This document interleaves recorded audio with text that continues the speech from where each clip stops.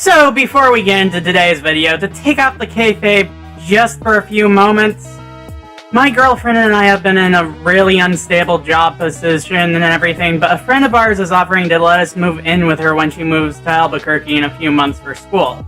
Now, moving down there provides us the benefits of more protected trans healthcare, and after a year of residency, potentially college.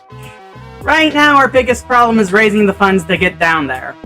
I've started a GoFundMe that's linked in the description below. If you can donate, that'd be amazing, but if you can't, just keeping the link circulating would be fantastic on its own. But anyway, on to the video.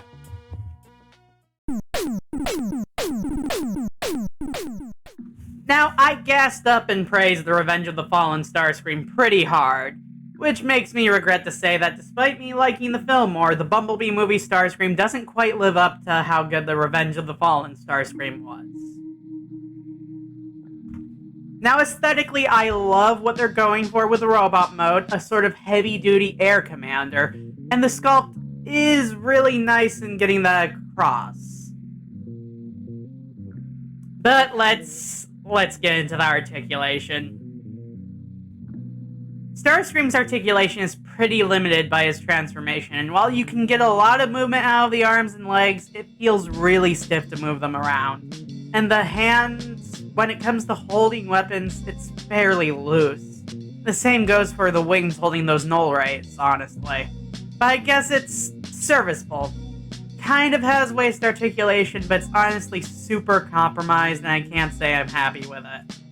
Now, the looseness of the weapons in their storage or in the hand is unfortunately recurring, and I have to assume it's more of an inherent flaw in the mold, given this is the second copy of the Starscream I've owned, and I also own the thrust version. Nonetheless, you can get some fairly solid poses out of the guy, I guess.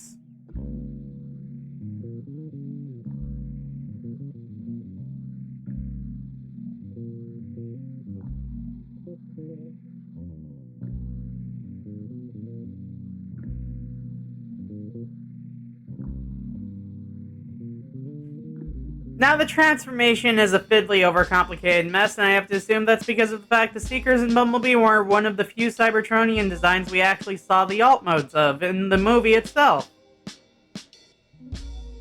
And this is as far as I got with it on camera.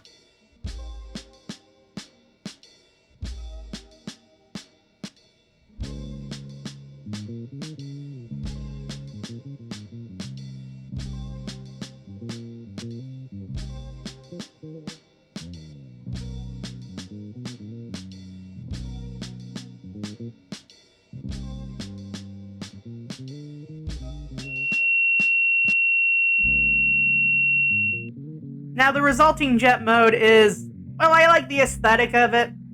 It's very much like what the Siege one had going on with being almost a Galactica Viper, but the undercarriage it's an absolute mess, and I feel like they could have cleaned it up a bit more with a few panel coverings here and there, and it would have been more accurate to the film like that as well. Now, it does have a stand adapter on the gun, which means if you lose the gun, you lose the ability to do flying poses, which isn't great. But, I mean, it does have some swoopability, and you can sort of use the undercarriage as a handle if you really want. Now, should you try to grab this guy? Well, I mean, only if you're really fond of the Cybertronian fighter design in Bumblebee. I mean, I do still own two of him to this date. But if you're just looking for a pre-Earth Starscream in general, I really can't help but feel you have better options. Not just from before, but with Transformers 1 upcoming in the near future as well.